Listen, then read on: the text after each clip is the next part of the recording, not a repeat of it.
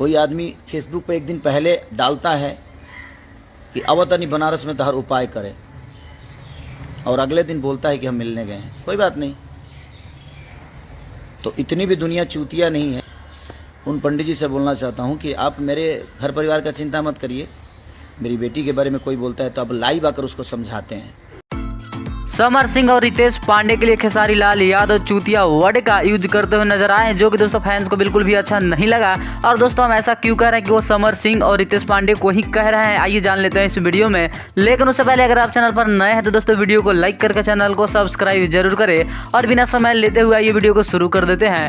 दरअसल दोस्तों यह खबर तब की है जब आप सबने एक वीडियो देखा होगा खेसारी लाल यादव का, जो कि बंद कमरे से रिलीज हुआ था, जिसमें वह गाली देते हुए नजर आए थे समर सिंह, रितेश पांडे, कल्लू, प्रमोद प्रेमी को। और उसके बाद दोस्तों आप सबने एक खबर सुना होगा कि खेसारी लाल यादव को मारने गए थे समर सिंह, इस तरह का खबर फैलाया गया था, जिसके बाद दोस्तों समर सिंह यह कहते हुए नजर आए थे कि वह मिलने गए थे। और उसी बात का चर्चा दोस्तों खेसारी लाल यादव ने कल अपने लाइव वीडियो में किया।